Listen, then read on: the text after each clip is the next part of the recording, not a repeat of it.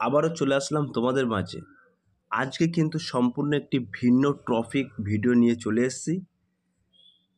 4টে পদ্ধতি অবলম্বন করলে কিন্তু তোমরা সাকসেস হতে পারবে। তো প্রথমে আমরা ডব্লিউবিপি পুলিশ কিন্তু এইবার একটি পরীক্ষা, এই বিষয় নিয়ে আলোচনা করব। 2 নম্বরে কিন্তু বলা হয়েছে দিনে কত ঘন্টা পড়লে তুমি পাস করতে পারবে, এই বিষয়টা নিয়ে আলোচনা করব। 3 নম্বরে কিন্তু বলা হয়েছে এইবার পরীক্ষার কাটঅফ কত যেতে পারে, এই বিষয়টি নিয়েও আলোচনা করব। 4 নম্বরে বলা হয়েছে বাছাই করা কিছু টিপস অবলম্বন করলে তুমি সাকসেস হতে পারবে। সো প্রিয় ভিউয়ার্স, এই 4টে মেন টপিক পয়েন্ট নিয়ে কিন্তু আজকে আলোচনা করব। তার আগে বলবো, যে সকল ভিউয়ার্স এখনও পর্যন্ত আমার এই চ্যানেলটি সাবস্ক্রাইব করেনি তাদেরকে বলবো প্লিজ অতি দ্রুত সাবস্ক্রাইব করে দিয়ে আমাদের পাশে থাকুন এবং বন্ধুদের মাঝে শেয়ার করে দিন। তো চলুন আজকের টিপসগুলো জেনে নেওয়া হোক। তো ডাব্লিউবিপি পুলিশে অর্থাৎ ওয়েস্ট বেঙ্গল পুলিশে কিন্তু এবার একটি পরীক্ষা, দুটি নয় একটি পরীক্ষার মাধ্যমে কিন্তু 12,000 পুলিশ কনস্টেবল নিয়োগ করা হবে। তোমরা এটি কিন্তু অনেক আগে থেকে জানো, কারণ অনেক নিউজ পেপার এবং কর্মসংস্থান যে সমস্ত সংবাদপত্র আছে, নোটিফিকেশান নোটিশের মাধ্যমে কিন্তু তোমরা জানো। অর্থাৎ এতদিন যে দুটি পর্যায়ে লিখিত পরীক্ষার মাধ্যমে রাজ্য পুলিশের নিয়োগ করা হতো, সেটার পরিবর্তিতে কিন্তু একটি পরীক্ষার মাধ্যমে তোমাদেরকে নিয়োগ করা হবে। তো এখানে কিন্তু তোমাদেরকে একটা কম্পিটিশান বাড়বে, যেহেতু সামনে লোকসভার ভোট, এবং দ্বিতীয়ত এইখানে কিন্তু একটি পরীক্ষা, এখানে কিন্তু কাট অফটা তোমাদেরকে অনেক বেড়ে যাবে। তো আপাতত তোমাদের কিন্তু 4টি ধাপেই নিয়োগ করা হবে, 4টি ধাপেই কিন্তু তোমাদেরকে নিয়োগ করা হবে। যেমন প্রথমে তোমাদেরকে প্রথমে তোমাদেরকে লিখিত পরীক্ষা হবে, তারপরে কিন্তু তোমাদেরকে শারীরিক ও দক্ষতার পরীক্ষা হবে, তারপরে কিন্তু ইন্টারভিউ, সর্বশেষে তোমাদেরকে মেডিকেল। তো এই 4টি ধাপেই কিন্তু তোমাদেরকে নিয়োগ করা হবে। তো তোমাদেরকে এমনভাবে প্রিপারেশান নিতে হবে। তো কিভাবে প্রিপারেশান নেবেন সেই সব সমস্ত টিপস কিন্তু এই ভিডিওর মাধ্যমে বলবো। তো ভিডিওটি স্কিপ না করে সম্পূর্ণটি দেখার জন্য অনুরোধ রইল। এবার আমাদের মেন টপিক হচ্ছে দিনে কত ঘন্টা পড়লে তুমি পাস করতে পারবে। Very most important topic.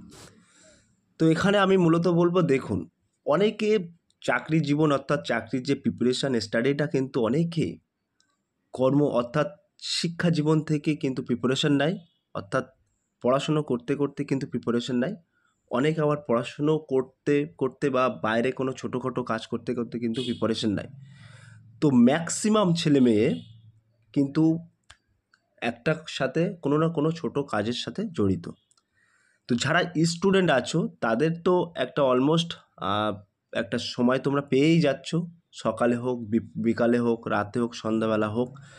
তো পড়াশুনোর ক্ষেত্রে আমি এইটুকু বলবো, কোনো টাইম টেবিল হয় না। পড়াশুনোর ক্ষেত্রে কোনো টাইম টেবিল হয় না। অনেকে দেখবে ভোরবেলা পড়ে, অনেকে 10টার সময় পড়ে, অনেকে বিকালে পড়ে। তো যারা ভাবছো যে নির্দিষ্ট একটা টাইম টেবিল করা উচিত, তো এই টাইম টেবিল এটা কিন্তু যখন আমরা 10th 11 12 ফার্স্ট ইয়ার পড়ি তখন সেই ক্ষেত্রে কিন্তু টাইম টেবিলটা প্রযোজ্য, সেই ক্ষেত্রে মানায়। কিন্তু চাকরির প্রিপারেশনের ক্ষেত্রে কিন্তু কোনো টাইম টেবিলটা মানায় না, কারণ আমরা কিন্তু আমাদের আর কি বয়স বাড়ছে, তারপরে আমরা ছোটোখাটো কোনো কাজের সাথে জড়িত। তো তোমাদের কাজের ফাঁকেও তোমাদেরকে কম করে হোক 5 থেকে 6 ঘন্টা সময় দিনে বার করতে হবে। কেমনভাবে বার করবে এই 5 থেকে 6 ঘন্টা? তুমি ভাবো 5 থেকে 6 ঘন্টা, এটা তো লং টাইম। এই লং টাইমটা একসাথে তো তুমি বার করতে পারবে না।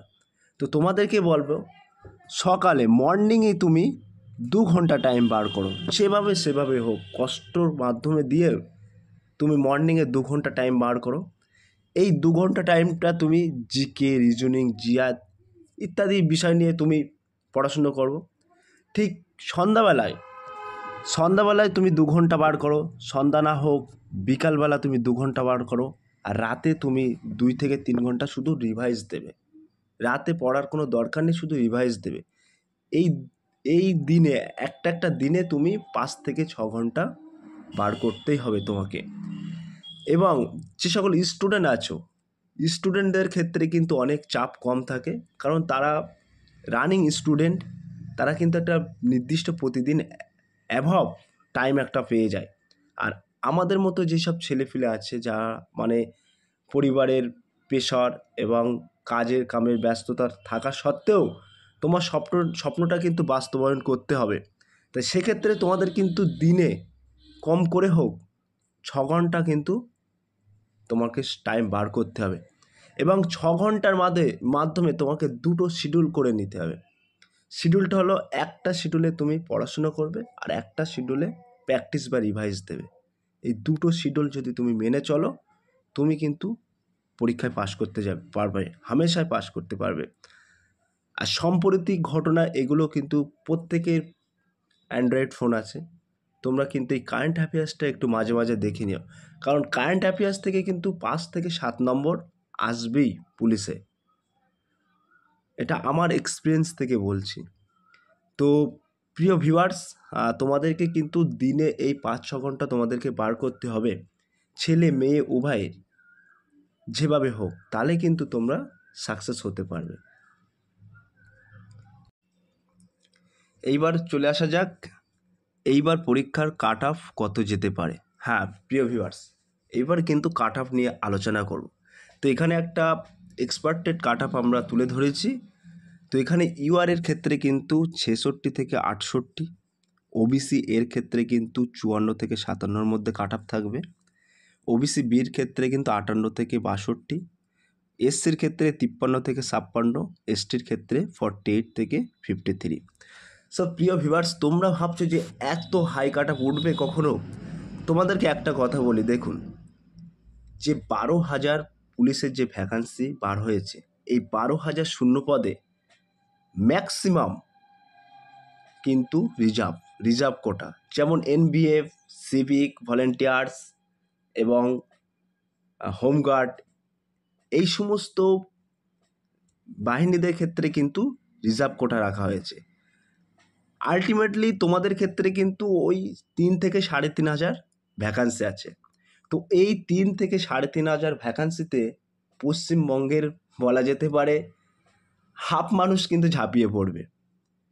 মাধ্যমিক পাস থেকে কিন্তু একেবারে গ্র্যাজুয়েশন, পিএইচডি, এমএ পর্যন্ত ছেলেপিলে এই পদের জন্য ঝাঁপিয়ে পড়বে। কারণ ইতিমধ্যে পশ্চিমবঙ্গে কিন্তু একটাই নিয়োগ হচ্ছে, সেটা হচ্ছে পুলিশে নিয়োগ হচ্ছে, আর কিন্তু তার পাশাপাশি আর কোনো নিয়োগ তেমন দেখা যাচ্ছে না। তো মাধ্যমিক পাস যারা করেছে তারাও কিন্তু এই পদের জন্য ঝাঁপাবে, উচ্চ মাধ্যমিক pass first year, second year, third year, এই সমস্ত ক্যাটাগরির যেসব প্রার্থী আছে সবাই কিন্তু পুলিশের ওপরে ঝাঁপিয়ে পড়বে। তো তোমাদেরকে কিন্তু প্রিপারেশান নিতে হবে, ভালো প্রিপারেশান না নিলে কিন্তু ক্র্যাক করা অসম্ভব। ইউআর ক্ষেত্রে 66 থেকে 68 রাখা হয়েছে, ওবিসি এর ক্ষেত্রে কিন্তু 54 থেকে 57, ওবিসি বির ক্ষেত্রে কিন্তু 58 থেকে 62, এসসির ক্ষেত্রে কিন্তু 53 থেকে 56, এসটির ক্ষেত্রে কিন্তু 48 থেকে 53। সো প্রিয় ভিউয়ার্স, তোমার কিন্তু এবারে একটা ক্র্যাক করতে হবে, চাকরি তোমাকে পেতেই হবে।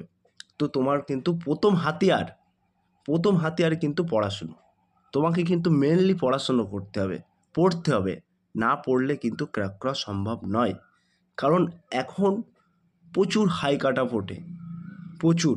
আর যেহেতু তোমাদের কিন্তু বলা যেতে পারে প্রার্থী অনুযায়ী 2 কি 3% ভ্যাকান্সি, যদি মনে করো 3,000 3,500 ভ্যাকান্সি আছে, তোমাদের কিন্তু 3 লাখ 4 লাখ প্রার্থী হয়ে যাবে, এটা সাপোজ আমি ধরলাম। আর বাকি কোটা কিন্তু সব রিজার্ভেশন করা, এটা কিন্তু তোমরা সকলেই জানো।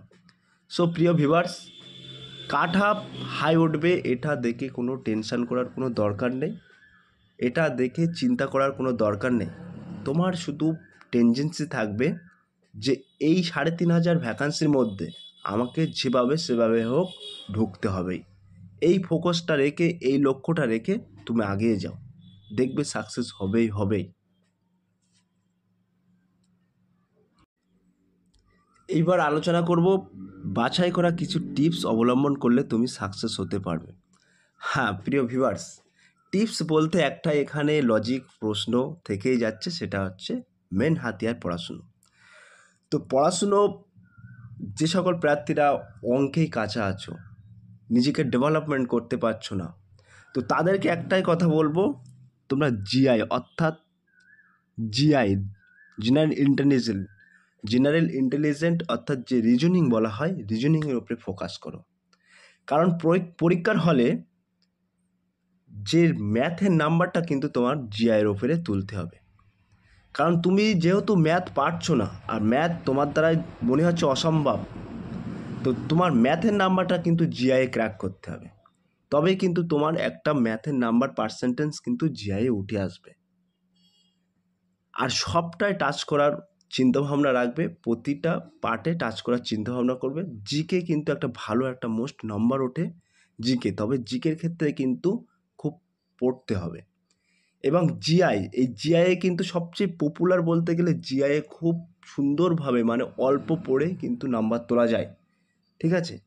কারণ জিআই এটা কিন্তু অ্যাকচুয়ালি প্রজেক্টের মতো দেখে লেখা, যেমন অঙ্ক দেখে লেখা, এও কিন্তু দেখে লেখা, কিন্তু অঙ্কের ক্ষেত্রে কিন্তু ব্যতিক্রম, অনেক সূত্র অবলম্বন করতে হয়। জিআইয়ের ক্ষেত্রে অনেক সূত্র অবলম্বন করতে হয়, তবে অঙ্কের থেকে কিন্তু জিআইয়ে ভালো নাম্বার তোলা যায়।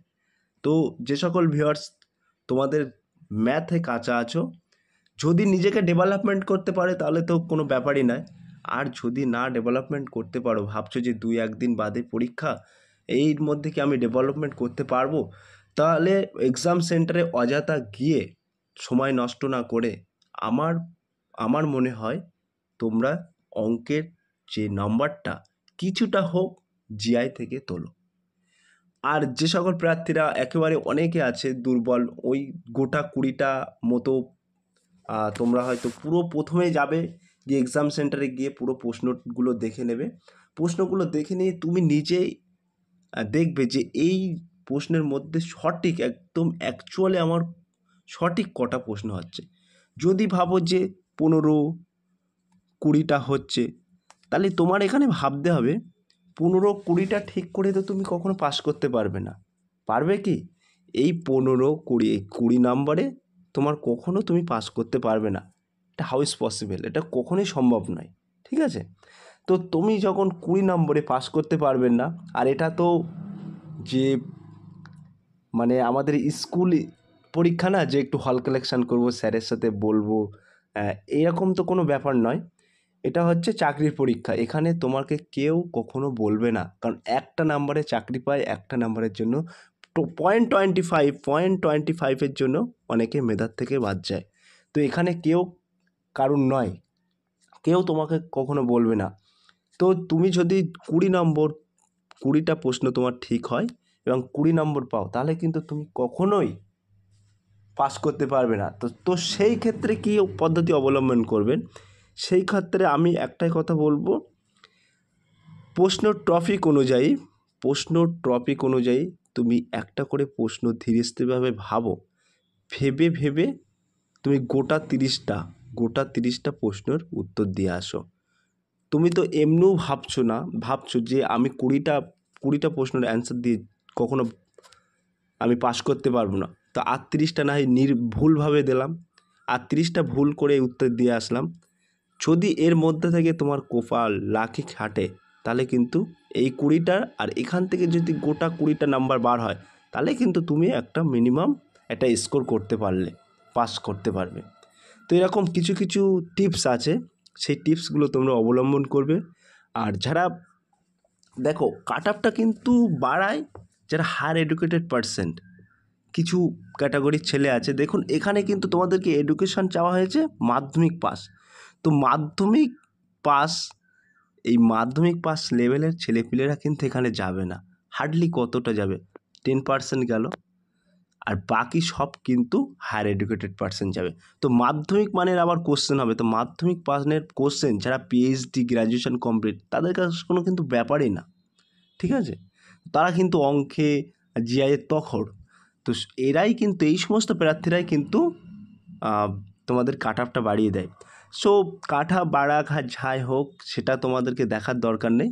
তোমাদেরকে একটাই কথা বলবো, কিছু ছোট ছোট টিপস আমি তোমাদেরকে বলে দিলাম, তোমরা বাড়িতে মিনিমাম 5 থেকে 6 ঘন্টা যে কোনো সময় বার করে তোমরা পড়াশুনো করো এবং এই যে টিপসটা বলে দিলাম যে বাছাই করা কিছু টিপস অবলম্বন করলে তুমি সাকসেস হতে পারবে, এটা তোমরা অবলম্বন করবে অবশ্যই। কাট অফ কিন্তু হাই উঠবে, আবারও বলছি। তো যদি 10-20টা প্রশ্নের উত্তর দিয়ে আসো তবে কিন্তু তুমি কখনোই ক্র্যাক করতে পারবে না। সেক্ষেত্রে 10-20টার পরে যদি আর কোনো প্রশ্ন হচ্ছে না, তা আমার মনে হয় গোটা 30টা প্রশ্নের তুমি আন্দাজে টিক মারে আসা উচিত। সো প্রিয় ভিউয়ার্স, এই ছিল আজকের ভিডিওটি। যদি ভিডিওটি ভালো লেগে থাকে প্লিজ লাইক, কমেন্ট এবং শেয়ার করে দিন বন্ধুদের মাঝে। ফিরে আসছি আগামী দিনে তোমাদের জন্য নতুন একটি টপিক ভিডিও নিয়ে।